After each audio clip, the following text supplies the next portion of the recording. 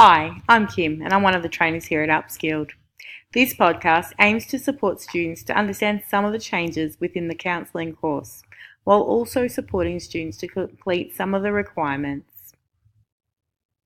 It's really important that you make yourself familiar with the Upside of Counselling website. You do that by going to the following webpage. This link address can also be found within Unit 1. This website will support you to understand and complete your simulated workplace tasks. Simulated workplace tasks are required throughout this course. It's important to understand simulated workplace means that it's close to identical of those within the workforce. While completing this part of the course, you'll get to have learnt understanding and knowledge required for the workforce. This is important to make sure that you are job ready and that you can give the best service to your clients. So you are now in the Upside of Counselling website. It's really important that you head down to the bottom of the page.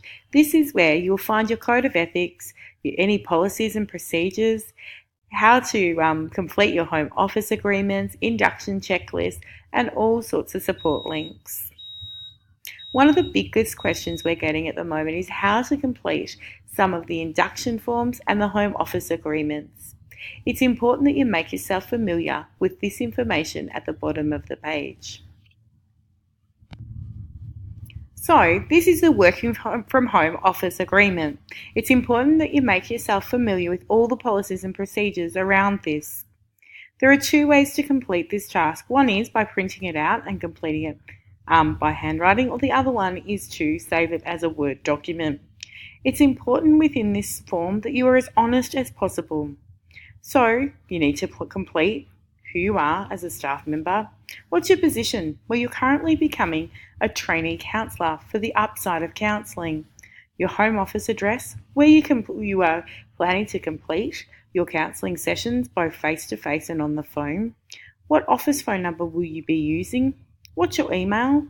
And what contact arrangements have you got in place? The numbers of days that you're going to complete your home office work site, and the numbers of days at home office site. So a little bit different there. One is how many times you might have somebody in your house to complete that counselling, and the other side is how much you're actually going to work in that space. What's the commencement date for that arrangement? Well, you can make that any day that you start. And what date do you think the end of the arrangement's going to be? How many hours do you think you're going to be in your home office? And the specific reason in which you are using your home office for. What's some of the purpose for you using your home office? And in this case, it would be around counselling services. Think about a date for review. It's really important that we review all sorts of different arrangements, and particularly this one. Have you completed your working from home office self-assessment checklist, which is below? Have you signed it? What date? And don't worry about your approval at this stage. As we know, repetitive movement is important, and it's important to have appropriate breaks. This question is asking you just to tick that you understand that breaks involving stretching and changing of posture are important for good work health and safety. The second part to that is around lighting. Is your lighting appropriate for what you're doing? And just having a look through some of those so you'll understand. So it's just about ticking the document. So keep going through those. It will talk about your electrical, talk about any hazards, that your the worker's fitness and health are suitable for the task that you'll be undertaking.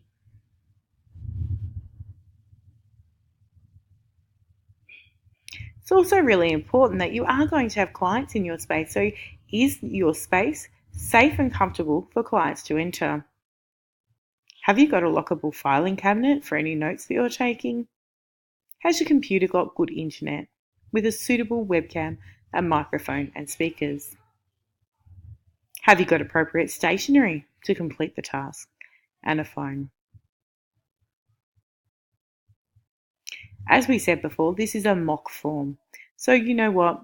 Don't stress about your faculty head and who that person is, but it's just about looking at that part of the form. It's really important that you have read and understood the policies and procedures that are outlined in all the documents found down the bottom of the upside of counselling. That is the first document that needs to be completed. After you completed this document, it's important that it is uploaded through the Upskilled website. Another important document that is required is your induction checklist. Once again, this can be printed and also scanned back in, or in actual fact, you can download it and save it as a Word document. Very important then again, with you've got your employee name, your start date, so you could pop that down as the start date of your course, what your position is, which is a trainee counsellor. Your manager and supervisor could in actual fact be your trainer. Department or section in which you're working, that could be a counselling student. What they're now asking for you to do is tick that you understand the structure and the type of work that you are completing. It's important that you've read all those documents down the bottom of the upside of counselling. This provides you with some of this information that you are now about to tick off. This document is very, very similar to something when you first start within a workplace. Do you know who your manager or the owner of the organisation is? Who's your supervisor? Who are your co-workers and what do they do? Who's your health and safety representative? And who's the fire and emergency warden? Do you understand the name of the awarder and the agreement that is relevant to you? Have you got a job description and responsibilities? What's your leave entitlements? Notification of sick leave or absence. Who do I need to do that to? Out of hours inquiries and any emergency procedures. Time recording procedures. How are you going to get paid? What work times and meal breaks that you have, and in actual fact that you're aware of your working from home policy. You need to make yourself familiar with all of these documents. Once you've signed that off, it says what safe work procedures are required for this role. These can be found in some of the documentation at the bottom of the website. So have a look at your policies and procedures, any client service policies or complaints policies, any environmental management stuff. Have a good look through all of those. This will be really helpful when you're doing your induction checklist. Security for each worker and their personal belongings. Where are you going to keep all of those belongings? What's your car parking looking like? Any eating facilities? You're working from home, so you need to have a think about those because your home office has now become a bit of a workplace for you. You need to induction acknowledgement. You need to be conducted by a signature position job. We're not going to be too stressed about that because obviously, as we've said, this is a mock form. So some things you might struggle to complete. And that's just writing a little bit of a thing down there. Like you can just say that the trainer's name is who it is. But just make sure that you do complete your parts of this document. Another thing that we're getting asked quite a little bit about at the moment is in relation to how you go about booking in for your sessions. If you go to contact us and you go down to book a session now,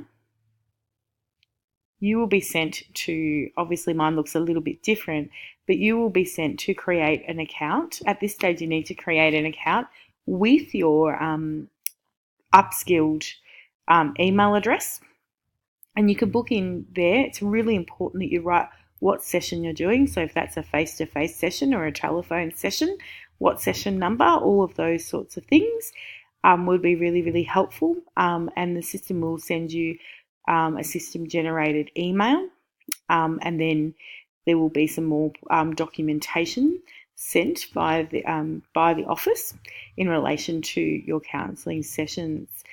It's really important to understand that this is as much stimulated as possible. So if you have any questions or any concerns, you don't hesitate to contact your trainer. We'll be able to support you. Thank you, and thank you for listening.